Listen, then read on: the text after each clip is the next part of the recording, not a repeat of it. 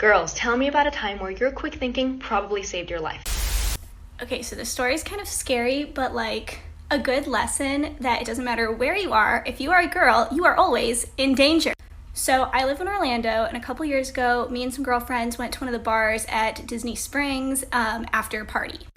It was pretty late. It was maybe 10 or 11 p.m., and we were just, enjoying our night. But we noticed this guy sitting in the bar, and he was just sitting next to a very full glass of beer for 2 hours straight. So we were red flag, red flag. He's been sitting there next to this beer, not drinking it at all. He also kept walking past our table, even though we were nowhere near the bathroom or the exit or anything. We definitely thought this was sketch, so we told our waitress. Shout out to Erin, who saved my life that night. Anyway, they snuck us out the back of the restaurant, and then he chased us into a bathroom, and the police had to come get us at Disney. I'll make a story time if anyone... While I was at university, I lived in student dorms, and this was a fairly big dorm, so it wasn't very uncommon for people, especially after a night of drinking, to sometimes end up on the wrong floor and accidentally end up at your dorm room instead of theirs. Usually they'd realize it really quickly, after trying to unlock the door, but the key didn't work, or if they'd open the door and they see someone else sitting inside, they'd check the plaque and be like, oh, sorry, and then leave. So I didn't think anything about it at first when this guy ended up accidentally walking into my room twice because he lived 2 floors below me. When it happened a third time and then a fourth time, I noticed a pattern of him doing it always around the time when the dorms were pretty empty, because that's when most people had their classes. And I was one of the few people that didn't have a class at that time. So he knew that I was home alone. He knew that my door was unlocked. And after that, I started locking my door. And I'm going to have to do a part 2. I'm sorry. But after I started locking my door, things kind of escalated a bit. So when I was 18, I had left my friend Casey's house. I was on the way to my parents' house, and I was on this stretch of highway all by myself. And this car went to pass me, but instead of passing me, they just stayed right next to me, right? So I slowed down to let them pass. But then they slowed down, and so I sped up, and then they sped up, just staying right with me. And all of a sudden, they started honking, and immediately I thought, must be someone I knew. So I look over, and it's this old man, and he went like this and started wagging his tongue at me, and he pointed at me and gave me a thumbs up and kept honking, trying to get me to stop maybe. And so I hit the gas, and then he hit the gas, and so I slowed down and he slowed down. I couldn't lose him at all. And so there was a road to the right of me, and I was slammed on my brakes, and I just wanted off the highway, so I was just gonna go. And he slammed on his brakes, started turning wide to follow me, and I cranked it back and I gunned it back onto the highway. And at this point, traffic had caught up, and he hesitated and turned right around back where he had came from. When I was in college, I lived off campus, and one time I left my house to go to class. This woman came up to me and was like, hey, me and my husband, and she pointed to a man who was sitting in the car across the street. Hey, our car just broke down and our cell phones don't work and we really need help. Will you pull up a map for us? I was trying to be friendly, so I was like, sure. I pull up my phone. The woman gets way too close to me. And then she says, actually, can you go in our car and put it in the GPS? At this point, I realized there's actually 2 cars. There's the car she pointed to with the husband, and then there's another car closer to us across the street that also has a man sitting in it. So she wants me to get in the car and help her with her GPS. I had my AirPods in, so I pretended I was on the phone with my mom, and I was like, oh my god, my mom wants to know if she can help you at all. I almost got trafficked. If this reaches anyone at all, I needed to be parents, specifically any parents that have daughters. I was 6 or 7 years old when this happened, and the only reason that I was aware what was going on is because my parents were smart enough to actually teach me to be aware of my surroundings. Me and a friend were just having a picnic outside on my front lawn, and this car drove by very suspiciously and very slowly. My friend and I looked at each other, thought, that's weird. But we're like, okay, we're fine, they're gone, doesn't matter. They drove by a second time, slower, just staring at us. Me and my friend decided to just pick everything up in a bunch, ran inside, told my mom, and waited at the window to see if anything happened. These bastards drove around a third time. When they saw that we weren't there, they sped off. Call me dramatic if you want, but I am convinced that we would have been kidnapped that day. Please stop sheltering your kids and teach them to be aware of their surroundings. Please. Okay, I know I look like a hot mess, but I really wanted to tell this story. So it's about 2 a.m. and I'm driving home on the Lodge in Detroit, and I was driving in the middle lane going about 70, and then I noticed that there was a car in the left lane that was driving parallel to me, and they were matching my speed. So I decided to slow down to 50 just to see if they would match too, and they did.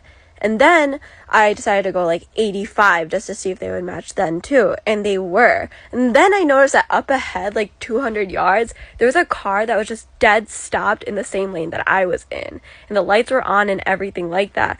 So I was like starting to freak out. I was like, I don't know what to do because they're blocking me on the left side and then there's a car in the middle lane. So then I quickly got in the right lane and started going like 120 just to get home because I like had such a bad feeling. And then when I got home, my brother told me like the craziest thing and I just like, I couldn't believe it. I'll tell you in the next part, sorry. Okay, so one of my brother's friends who works in law enforcement told him that this is some sort of like human trafficking scheme. And like Detroit is a huge hub for human trafficking, and who knows what would have happened in that situation. And the only reason I was driving home that late is because I was hanging out with some friends and my parents didn't really love me sleeping over because they thought it was a safety issue.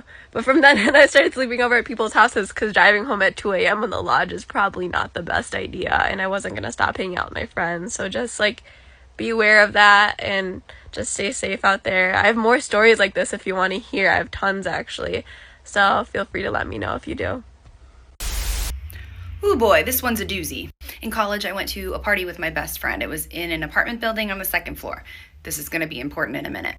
She met up with her boyfriend there. I met up with a guy that I was literally just dating. Like I think I'd been on one date with him previously. And he started drinking a few beers and he was getting really handsy and it was making me really uncomfortable. Like he was forcing me to sit in his lap. Like he was yanking me down by my arm, forcing me to sit in his lap. And he was getting increasingly hostile and angry as the night went on.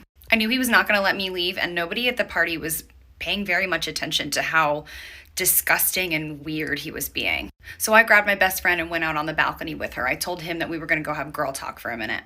I quite literally said to her, hold my beer. I climbed over the side of the balcony and I jumped off the balcony onto a patch of grass below and ran to my car. Y'all. Okay, so I've like already done one of these, but this is a second part, I guess. So this was around like 2 years ago, I think. I don't really remember. But me and my two friends were just walking back from like the woods because like my neighborhood has like a woods, like a little trail that people in our neighborhood and then like the neighborhood like right next to ours like tend to just like walk through. It's really pretty there. So we were walking back from the woods to get back to our house, but like immediately after you leave the woods there's like a bunch of houses and then there's like a cul-de-sac for like if you want to turn around you can because there's obviously like a dead end right there. And we were just walking back and all of a sudden we see like this like it's like a big like white like van truck type situation, and so it's kind of like turning into this area to get to one of the houses, and then we're like, okay, they're probably just like bringing something there. We did automatically think that they were kind of weird because we literally had to like step onto the grass because they were like literally like not even looking out for us. Like they could have literally like run us over if we hadn't like moved, and they were driving pretty fast. So then we like keep on walking and literally not even like, I don't know, not even like 10 seconds later, this van comes like circling back again. And so we're like, okay, we started to think that was a little bit weird, but again, we keep on walking.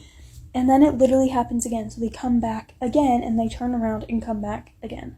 And again, this time they were not like stopping for us. Like it didn't even look like they were like looking out for us. It was like, it looked like they're literally like trying to hit us. Because again, we had to step like way off, like to like the end, like into the grass, like to not be hit. But at this point, we're trying to like panic a little bit. So then I looked to me and my other friends and then I'm like, what do we do?